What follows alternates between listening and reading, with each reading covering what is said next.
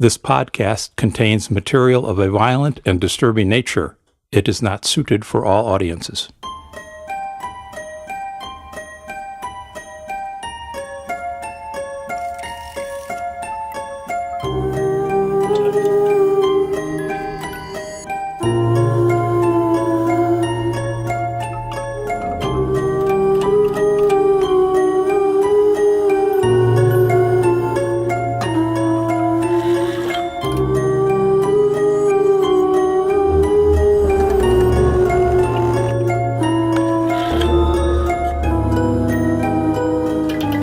Welcome to episode 2 of Horror Tales, a podcast in which you can sit back and listen to a scary story. If you haven't done so yet, please subscribe to the podcast on your favorite podcast directory. Today's story was written by Gregory Dominic Watchtree and was first published in Pantheon magazine's menacing issue. It is called The Mosaic.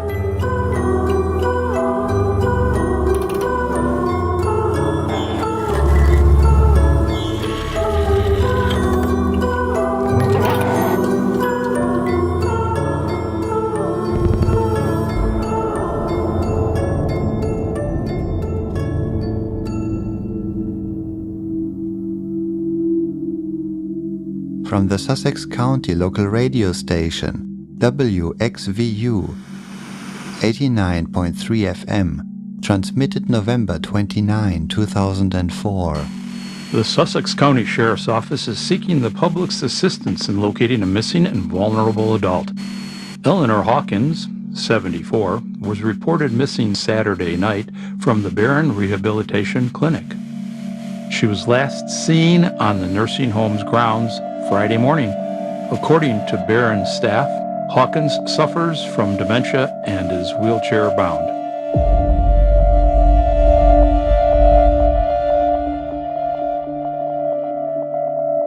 Natalia Hawkins felt the mosaic's mesmeric lure, as if the eldritch backwood scenery wrapped her in its spindly, gnarled tree branches, cocooned her consciousness from the reality she knew. In her mind's eye, she saw herself ingrained in the artwork, wandering the rutted dirt path that wound through the desolate forest. Sticky crimson leaves blanketed her route, which disappeared at a clearing beyond the forest's edge. The distant field appeared scorched. A rich, ashy scent hung in the air. Smoke plumed from the blackened soil. Natalia wavered near the trail's mouth. A pale figure, its face featureless, peered from behind a mammoth tree trunk, as if playing a perverse game of hide-and-seek. Its scaly talons tore at the bark. She felt off-kilter, as if some unseen force assaulted her equilibrium and inverted the world's positive colors to a photonegative. She shut her eyes and inhaled, focusing her attention on tangible sensations: the low thrum from the Barron Rehabilitation Clinic's pale light bulbs, the dull ache in her swollen knees, the nursing home's sweetly stale aroma, a mixture of lemon cleaning products, urine and human decay. She wasn't losing her shit. Not again. Not like last time. She breathed. A rattling roused Natalia from her mind's confines, and she opened her eyes. Nearby, her mother, Eleanor, was slumped over the side of a wheelchair. The frail woman sifted through a plastic bucket, brimming with cobalt ceramic tiles. Each bony arthritic hand stroke produced soft clicks and sent tiles near the bucket's edge clattering to the floor.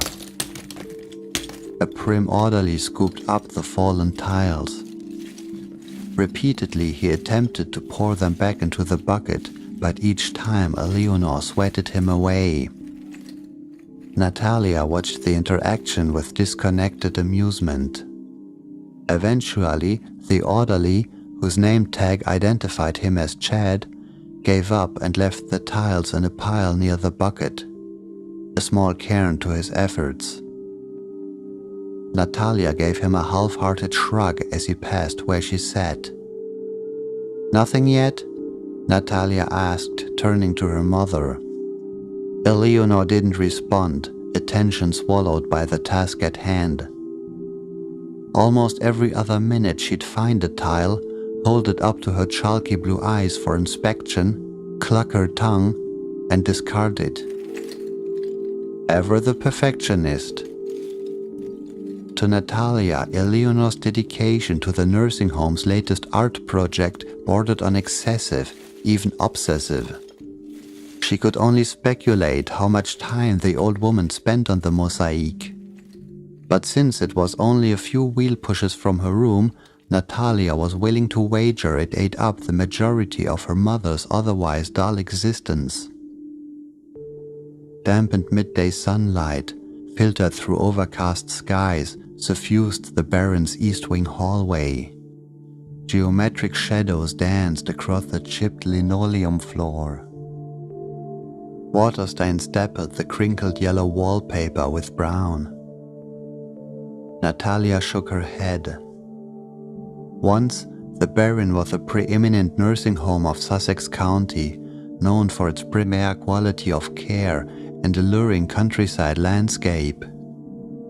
But neglect from the county government and the occasional scandal had marred its reputation.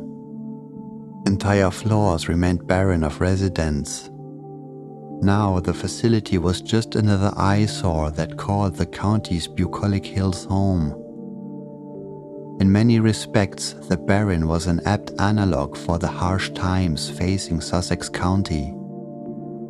An elderly shrinking population, steadfast against modernity, fell into disarray while the young ones headed east for the coastal city lights.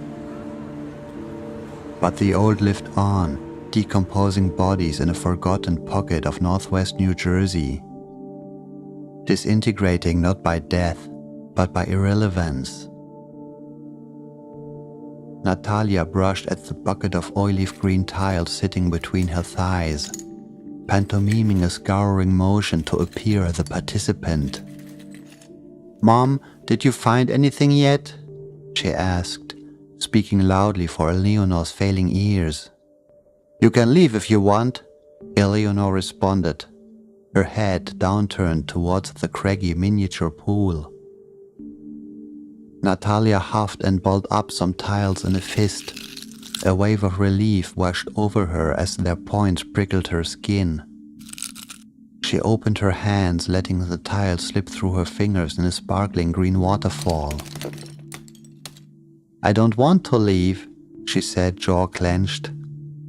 "Then let me be." Murmuring incoherently, Eleanor continued her excavation. Wiry strands of grey hair hung loose around her long face. The sweaty curls stuck to her wrinkled jowls. Through the thinning hair, Natalia could see her mother's liver-spotted scalp. "Aha!"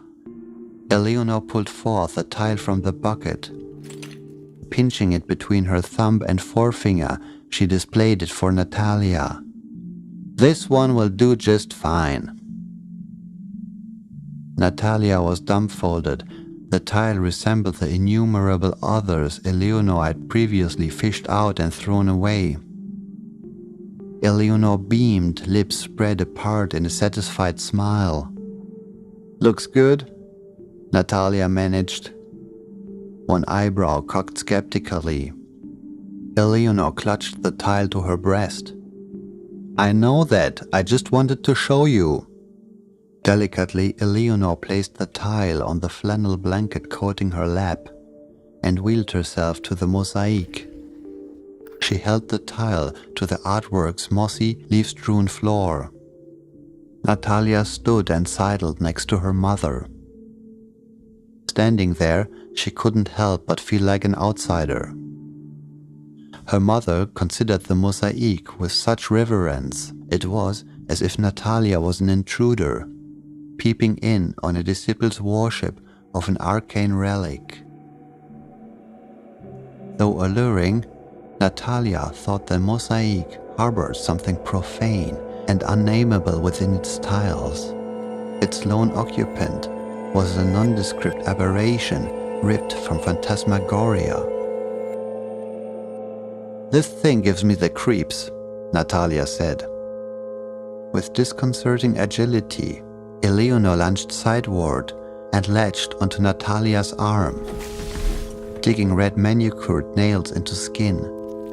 "Shut up," she snarled, her eyes viperous. Decades ago, such a reproving glance would have sent Natalia reeling into herself. Chin glued to her chest, eyes nailed to her shoes. But eventually it became familiar, always paired with Eleanor's seemingly endless disappointment. Now Natalia, the pariah of her mother's eye, held the gaze long enough for disdain to pass between mother and daughter on a two-way street. Contempt, hostility. The feelings boiled beneath the surface and were shared in silence. Eleanor's cataract-ridden eyes pacified, and she sighed. "Oh, Nettie, you're so naive," she said. "Each piece we put in is a call to the mosaic. Sam says we're bringing it to life." "Sam says a lot of things," Natalia replied. "Only the truth," Eleanor said, re-examining the tile. She raised her head and called out, "Sam, do you think this will go?" At the mosaic's opposite end, a crouched man fiddled with a grout scraper. The elderly artist raised a thin finger, the gesture letting the woman know it'd be a moment. A faint scraping echoed down the corridor. He wiped his hands clean on his slacks, stood, and ambled towards the two women. His sinuous arms pumped mechanically next to his rotund torso, the telltale midriff of an insatiable glut. "What's that, Ellie?" Sam asked, voice coated with phlegm. "This tile," she said, tittering nervously. "Do you think it will go with the piece?" Sam licked his chapped lips and leaned down. His skin was pallid, giving way to sunken eyes ringed with purple crescent moons. Grey stubble grew patchy on pocket-wizened cheeks. He pulled Eleanor's outstretched hand to his face. His thick, peppery mono-brown furrowed as he scrutinized.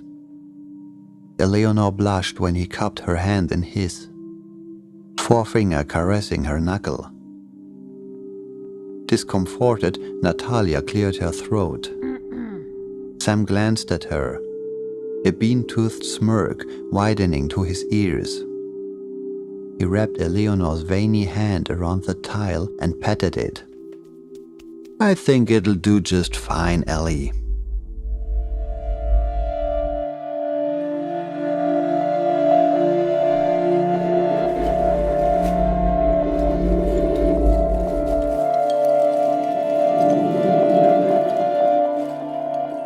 She felt youthful, digging in those tile pools, as if sprightly elixir seeped beneath her fingernails into her bloodstream, impregnating her with aching vigor.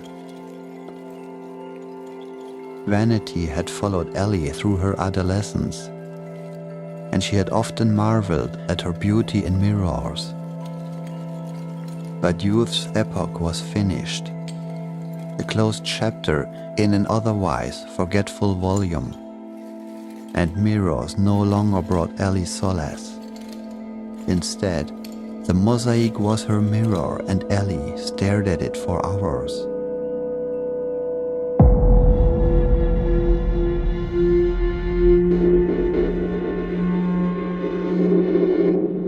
A little after 5 p.m., Natalia exited Dr. Amos Stranza's office. As she navigated the Baron's dimly lit, labyrinthine hallways, Natalia wrestled with the implications of Dr. Stranza's recommended course of action, the heightened attention, and the live-in caregiver scenario.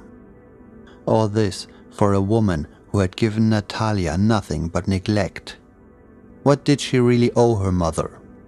Natalia rounded the corner to the Baron's East Wing hallway, which was flanked by shuttered doors and the Mosaic, the tiles of which glinted in the magenta twilight. She approached her mother's door, but hesitated when she heard scattered mumblings beyond. Cautiously, she pushed the door open. Eleanor, in her wheelchair, faced the room's window. Her figure was hunched, her speech rhythmic and prayer-like.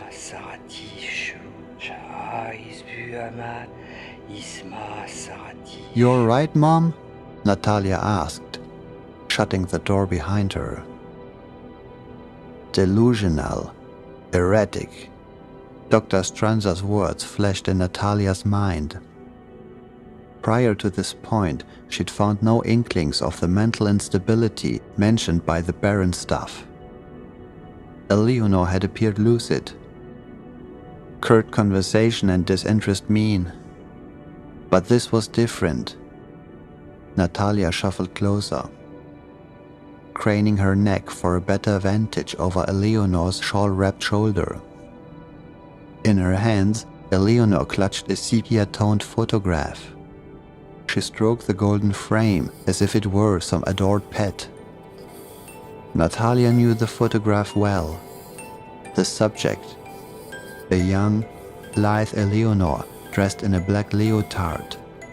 Standing on her tippy toes, the young woman raised her arms high to the heavens, her eyes fastened on some far-off sight beyond the frame's view. It was shot during the pinnacle of Eleanor's ballet career, a career she relinquished following her unexpected pregnancy with Natalia. It was the only photograph decorating Eleanor's room. Natalia squatted to her mother's level. Immediately, a putrid smell invaded her nostrils, and she recoiled. She pinched her nose shut while attempting to stifle the gag crawling up her throat. She tasted bile. "Mom, did you shit yourself?" Eleanor jerked her shoulders, as if the sound of Natalia's voice startled her from the throes of some enchantment.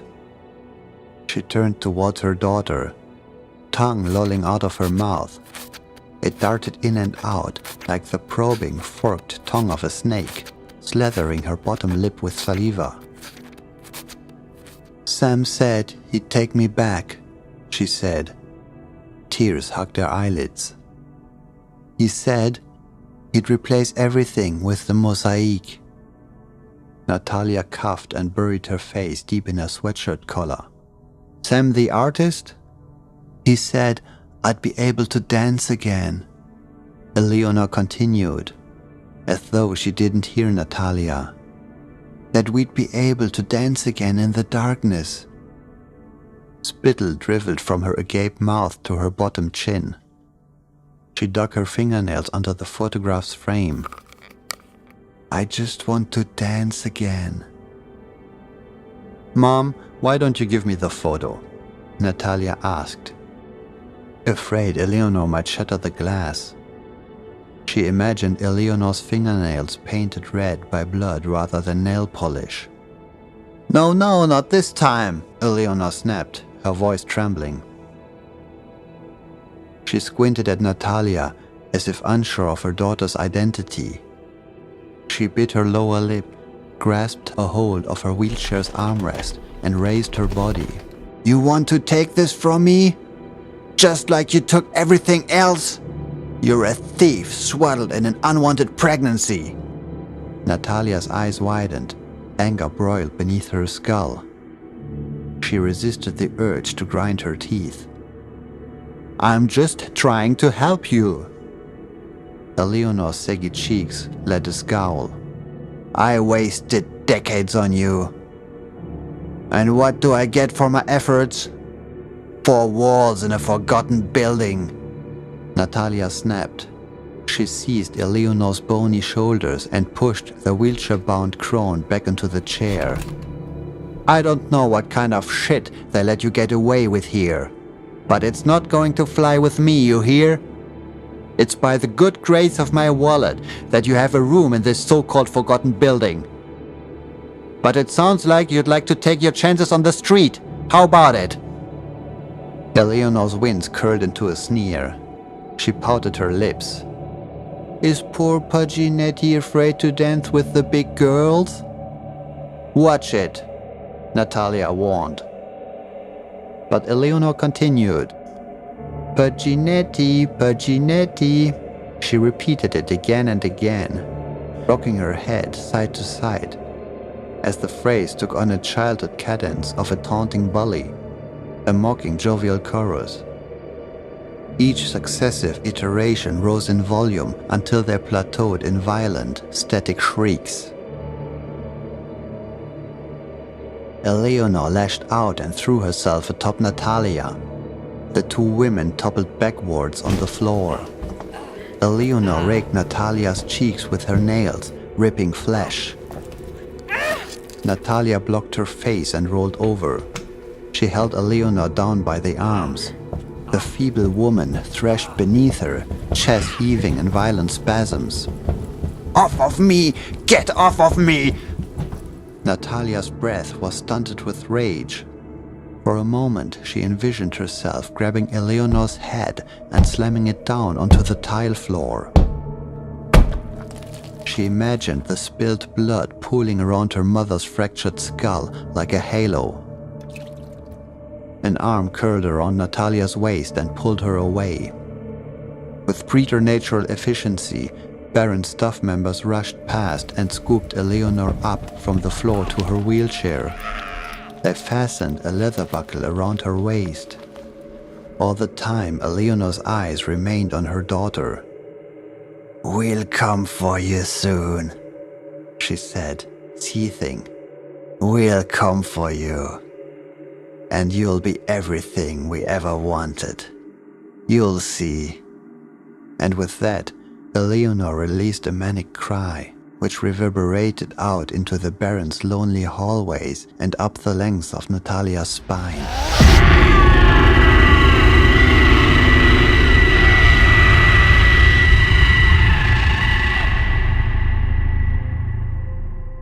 A rapt and malignant curiosity brewed within her when she gazed at the mosaic's bejeweled surface.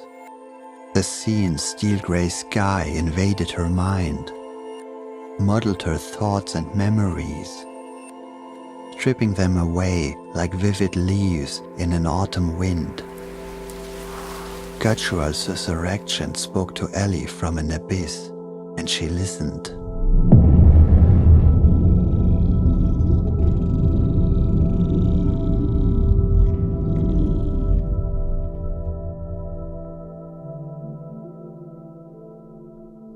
The Baron's sliding doors whirled open, and Natalia stepped outside into the gloaming. The daylight thunderheads had dissipated, leaving the early winter sky a black canvas. Light years away, stars burned with chaotic intensity. But here, they were no more than distant twinkles. Grains peppered in an inky vacuum. The icy wind stung the fresh wound on Natalia's cheek. She pulled her parka close and hobbled along the pathway to the Baron's backside, where she parked her car, careful all the while not to slip on any hidden patches of ice. As she fiddled with her keys in the Saturn's lock, a husky voice startled her. Haven't seen you around before. Visiting your mom often? It drawled. Natalia pivoted quickly, one hand outstretched, the other a cocked fist. The artist, Sam, leaned against a rusted Ford F-100, In the encroaching nightfall, the idiosyncratic contours of his frame were barely discernible against the truck's black body. "Jesus, you scared the shit out of me," Natalia said. "Apologies," he replied, tossing up a placating gesture. "But fear isn't so bad. It can be quite liberating. Jolts us from the daily monotony, don't you think?" "Yeah, well, different strokes," Natalia said. Sam pulled a drag from his cigarette. The ember's red glow illuminated the angular features of his face. His eyes morphed into hollow wells. Natalia fumbled with her car keys and ventured, "You and my mom, you're pretty close, yeah?" "What of it?" he asked, inspecting the tip of his thumbnail as if the conversation was an afterthought. "It's just, she's not well. She's confused. And she said some things. It doesn't matter what things, but I think it'd be best if you kept your distance. You're not helping her." Sam nodded, biting his thumbnail while considering the request.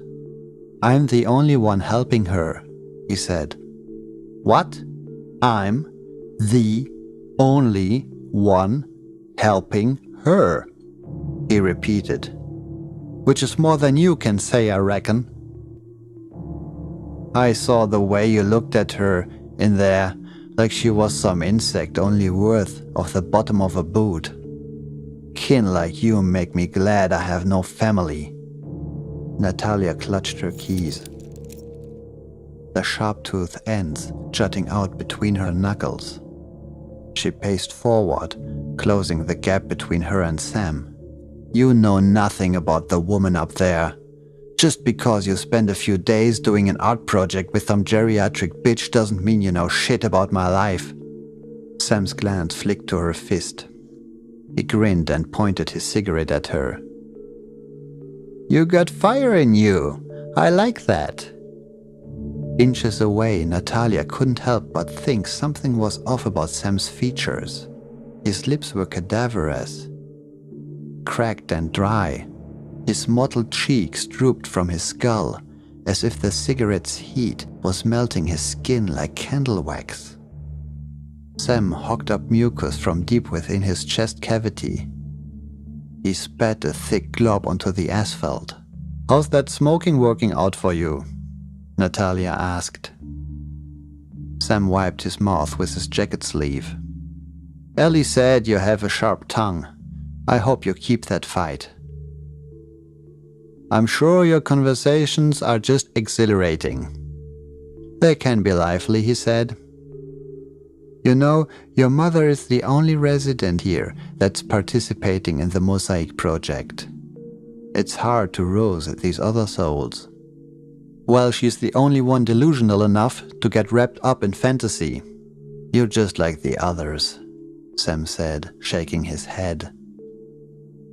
"Art isn't just therapeutic. It's a channel, you see, into a deeper truth.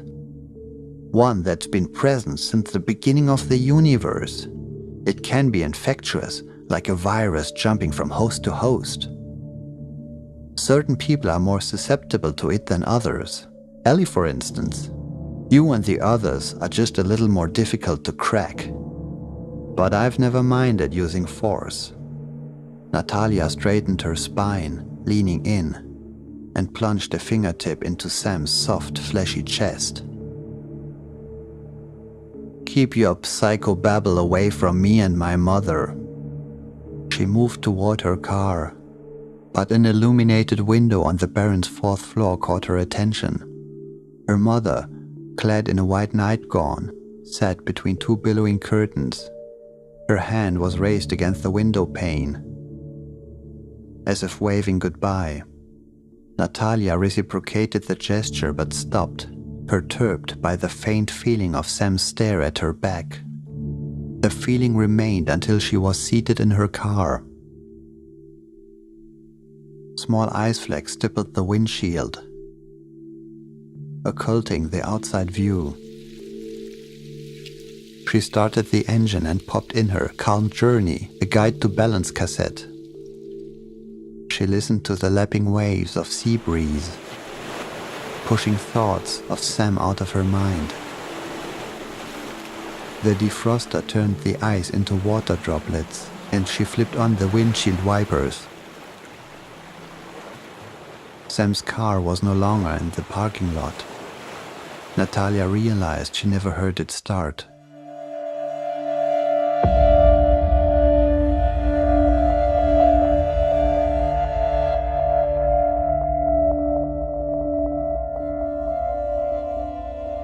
A kicking sensation surged against Ellie's stomach when she gazed at the mosaic's faceless figure. A feathery tickle inched its way up her thigh. The touch was that of a lover. The kicking intensified, as if some unborn child was trying to rip itself out of her body in a violent cesarean birth. Its claws and teeth slashed and gnawed, destroying her from within.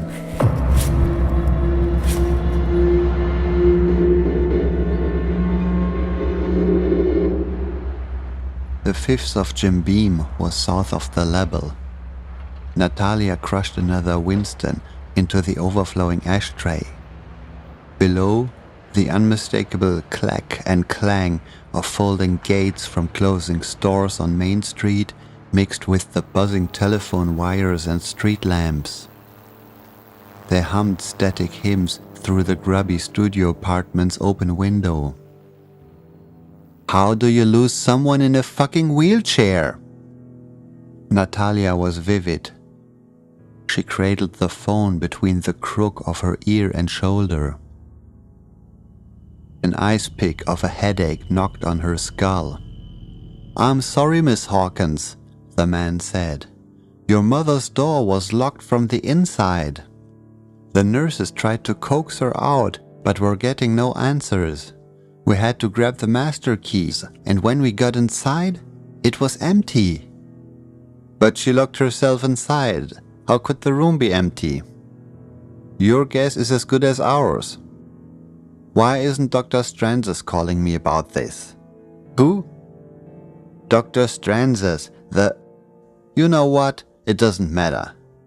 How long has she been gone?" Natalia heard papers shuffling. The last any residents or staff reported seeing her was when they unveiled that mural. Natalia jolted upwards in her chair. The movement sent a quake through her bare bones apartment. "With Sam? Who?" "The artist." "Oh yes, with him." Natalia couldn't tell if her heart was rabbiting or had come to a standstill. When was the mural completed? More shuffling. "Yesterday morning, I believe." "You believe?" "Yes." "And when did you finally get into her room?"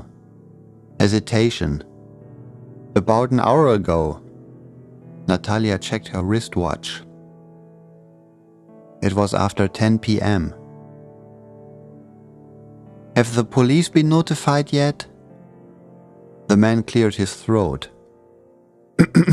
"About that, we were hoping you'd come over and take a look before we take any drastic steps." "Are you..." Natalia stopped and inhaled. Tried to feel the bullshit calm those cheap meditation cassettes prattled on about. She exhaled.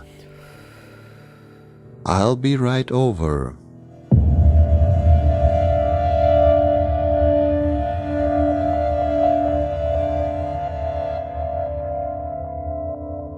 Dazed, Ellie watched it rise from the fleshy tatters of her bloody husk. She was no more than an incubator. Yet the realization didn't bother her, nor did it inspire fear. Her consciousness spread, occupying two bodies in a single moment. It was her, and she was it. And she welcomed the dark universe swallowing her. She smiled.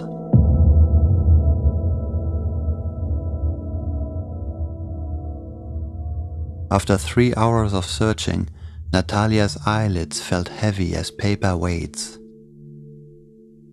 Fatigue-drawn phantoms incessantly teased her peripheries. But her tired attempts at catching these specters yielded no results. Dr. Stranza suggested Natalia bunk in her mother's bedroom for the night.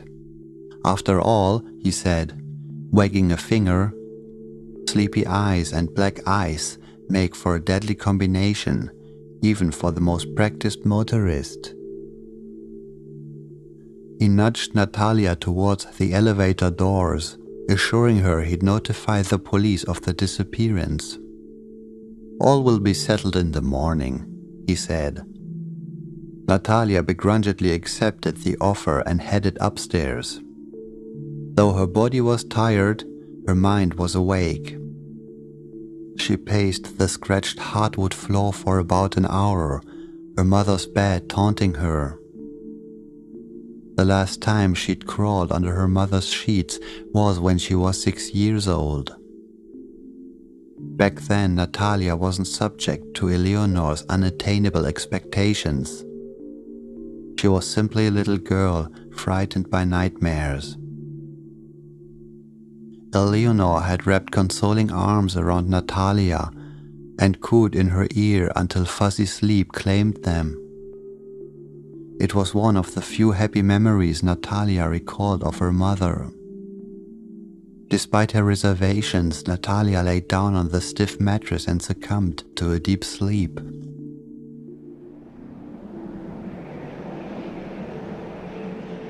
She dreamed of a dark chasm, of wind whipping in her ears, and the destructive tug of gravity. Spread eagle, she fell into an abyss, reaching out but grasping nothing. Below, a luminous pinprick grew in circumference. The garish spotlight crackled electrically and surged into the black expanse, engulfing her. Pulsations traveled around and within, a static shock to her entire body. She disintegrated, her molecules spread across incomprehensible distances. And then, the minute matter rebounded and darkness returned. Natalia opened her eyes to a strange world. One comprised of shimmering cubic tiles. The forest, the dirt path, the overcast sky, they all vibrated, chattering like cold teeth. Natalia recognized the place.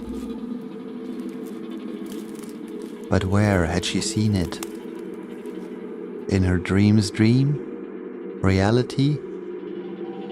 The faintest sound, a tinkling toy piano, carried on the wind.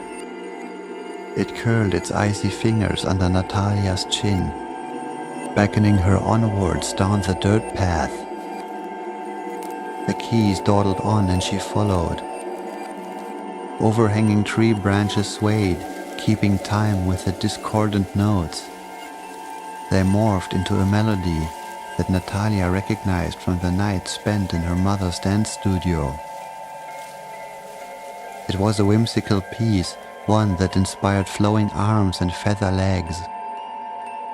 The leaves scattered on the path gyrated like kaleidoscopic starbursts. The music faded into the atmosphere, replaced by a howl that didn't so much originate in the wind as it did the trees. Natalia stopped mid-stride. She felt hunted, as if the forest hosted menacing and unblinking eyes in its countless trees. Nausea turned her stomach. An irrational fear gripped her mind. She bent down between her legs, trying not to succumb to fits of hyperventilation. A fog descended from the canopy, casting a misty veil over the surroundings. Natalia scanned the forest for movement. Her sight darted from trunk to trunk until she thought she saw a pale body dart between two trees. But the movement was quick, just a blur. Then she saw it again, a sinew figure traipsing through the gloom. The fog thickened and the shroud shadowed the figure. But Natalia still heard leaves rustling and the snap of twigs underfoot, approaching closer and closer. Before she could think to flee, a shrill cry pierced the air. Natalia was tackled from behind. As she fell, the tile envelope encompassing the dream reality fractured and fell with her.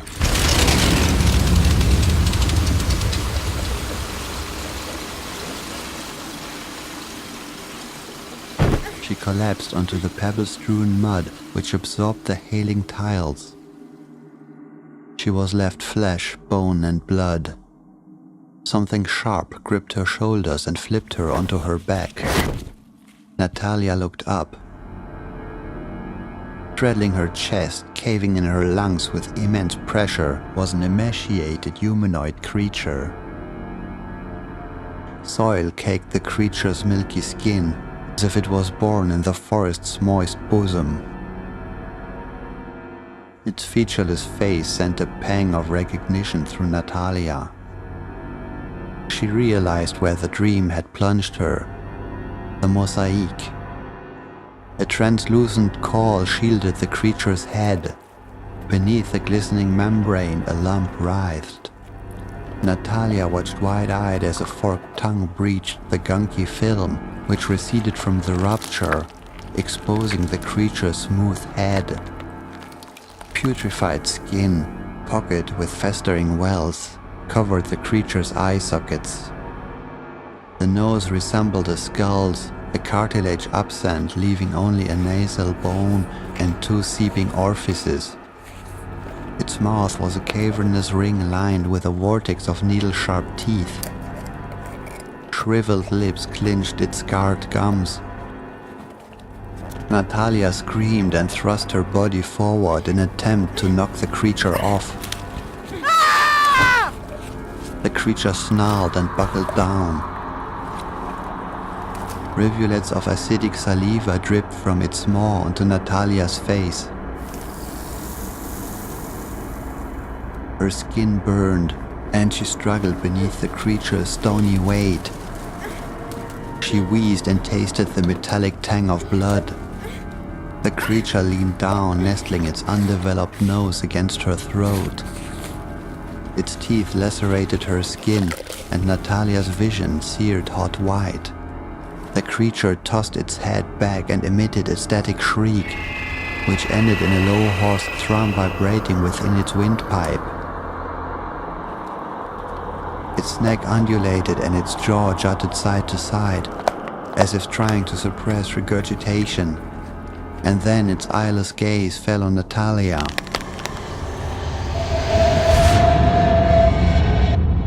She convulsed awake in her mother's bed. Images from the dream attacked her mind's eye in spurts like a chopped film reel.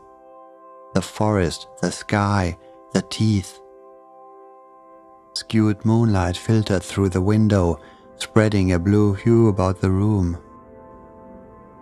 Natalia shivered and stroked the scabs her mother left on her cheek. She caressed the wound a few times before moving down her neck where she felt wet. She sensed it now. The small rill coolly slithered down to her collarbone. She removed her hand. Though indiscernible in the night's shade, she knew the dark splotches mottling her fingertips were blood. Natalia heard a match strike. A lone flame ignited near the room's corner, illuminating a robust figure in a wheelchair. Her mother's wheelchair. Over the flame, Sam's eye fixed on her. The door to the hallway creaked open.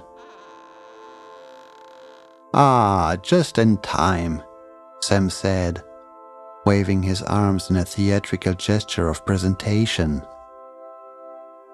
The smoke wisp curling from his cigarette broke into multiple tendrils, filling the room with thick, noxious fumes. Natalia's lungs burned and she choked on her own cuffs. The door clicked shut. Natalia was blind to the visitor from where she lay, but she heard tiles clatter on the floor. Paralytic dread pulsated through her lead body. She tried with all her efforts to move, to run. She only managed to wriggle her toes. Everything else was numb. A weak cry escaped between her sealed lips. Outside, the sky inverted. The moon became a black orb, buoyant in a bed of rippling static. Natalia prayed for daylight, for this to be a dream within a dream. But a wretched future awaited her. Red talons curled over the entryway's plaster edge, and, as if they pulled some unholy creature from the nether regions of dreamscape, a face appeared between them. A face without features.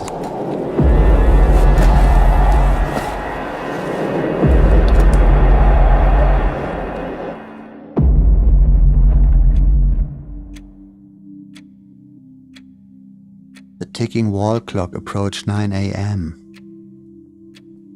The orderly pressed his ear to Miss Hawkins' bedroom door and knocked again. "Miss Hawkins, the police are waiting downstairs." He was met with silence. "Jay, come look at this. Tell me if you think something is different about it." "Chad, I'm a little busy right now," Jay said as he knocked again. "You've been knocking on that door for 5 minutes. She ain't inside. Now check this out." Chad sat against the East Wing's hallway's colossal window. He stared at the mosaic. Jay slid down next to him. "What am I looking at?" "The mosaic," Chad said, pointing. "Every day I do rounds on this floor, and every day I pass this thing. Today it's different." Jay quickly glimpsed the artwork, then stood. "I don't know, man. But we better get back downstairs and tell the police Miss Hawkins isn't here. It's just odd," Chad muttered. "Yesterday there was only one figure, I'm sure of it." Jay's walkie-talkie crackled and he grasped it from his belt. "We're on our way back down," he said into the receiver. "Come on, Chad." But Chad remained seated. Arms linked in a chain, the mosaic's 3 figures meandered down the serpentine forest path. Chad thought the middle figure appeared reluctant, as if the other 2 were forcibly pulling it against its will to the dark clearing in the distance.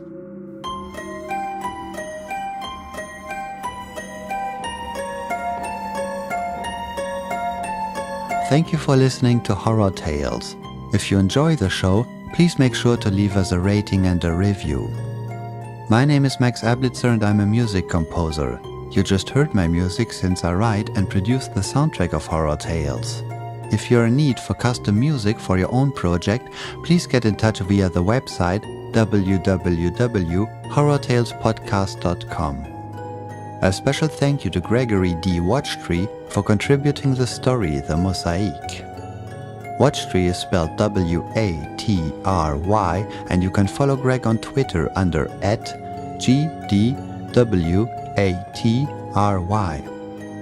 Also a big thank you to the voice actors featured in this episode: Dave Nyland, who appeared in the Radio Police announcement, and Monique Pichon in the role of Eleanor Hawkins, including Strange Enchantments and A Manic Cry.